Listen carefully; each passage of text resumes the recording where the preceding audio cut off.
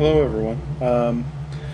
This evening I only had a few minutes, so I decided that I would work on the neck light, the red flashing nav light. So I'm using that board I picked up at Radio Shack for basically $5 and put together, and I went in and drilled out on the pyramid the hole for the navigation light.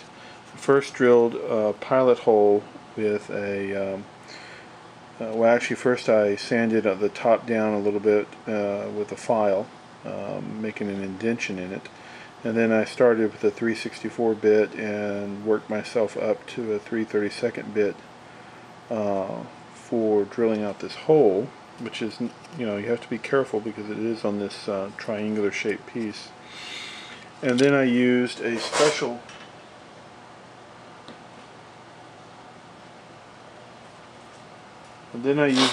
bit on my Dremel stylus. Let me see if I can get this to focus on it. Right here with this type of shape to drill in from the rear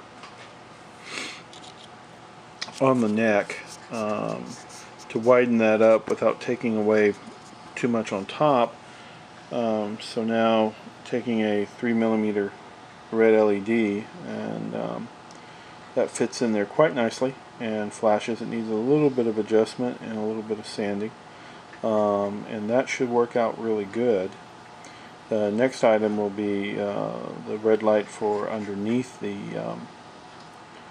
engineering hull, and then all the other lighting on the ship will be fiber optic. I had hoped to use fiber optic for this, but I didn't have a large enough fiber optic strand. I only had up to 1mm, and these lights, being larger on the model, really should probably be at least 2mm to fit in scale. So I don't have that, so I went ahead and decided to use 3mm LEDs.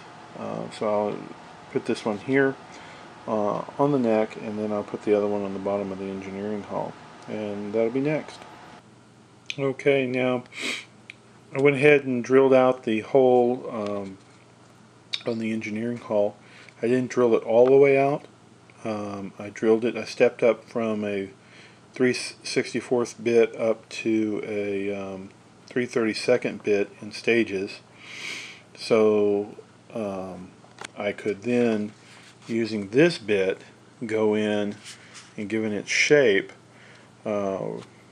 bore out the plastic from underneath so that the LED would fit in nice and snug with only the tip of the LED just barely coming out of the model. And I think this looks a lot better than the LED really protruding a long ways, and it gives off quite a bit of light, and I think that'll look good. I mean, it's probably a little bit slightly too big in relation to scale, but I have the 3mm LED on hand, and the opening is just barely large enough to bring the tip of the bulb right out to the surface. You can barely feel it, and that looks nice. So those are the only two red blinking LEDs that I have to put on the model, and I am just going to go ahead and run them from this board, which I'll just put on the inside. So that's it. That's all the update that I have in relation to the flasher board. But it was definitely a good deal, seeing how it was on clearance at Radio Shack for $4.95. It was very easy to put together, and it's obviously going to work out quite nicely. I was also asked a question online about how many LEDs this board will drive. Obviously I could remove these that are on the board in terms of their power consumption.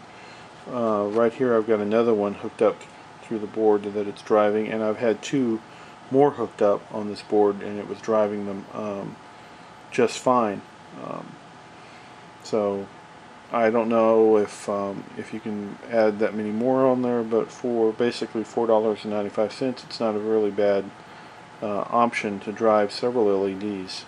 I must point out, though, that if you're interested in doing your own custom boards or whatever, there's a great build on SciFiModelAction.com if you're a member. Jamar's build on the forum for in the holodeck for members only on his Ghostbusters Ecto 1, where he's also building custom lighting and doing his own board circuit creation on there, is really good. And his YouTube channel, if you search on YouTube for Jason Marshall, you'll find his Ecto build on there and everything, and he's gone step by step and showed all the process and everything that he's done, and it's really good. So I encourage you, if you're interested in coming up with your own circuits and everything, check that out, because I'm definitely going to be following his lead, and as he's been working everything out and teaching on how to create these circuits, I'm really fascinated at doing that. And it's also a way that you can probably save a lot of money than buying custom boards that are already put together for these models, for flashers, for Federation or other or alien starships or whatever, where some of these boards, simple flashing boards, are going for $60, $70 a piece. So check it out.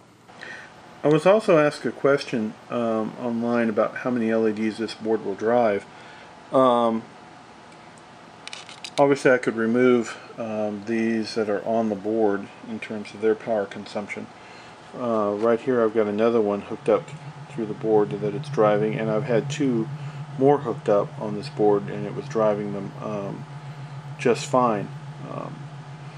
So I don't know if you can add that many more on there, but for basically $4.95, it's not a really bad option to drive several LEDs.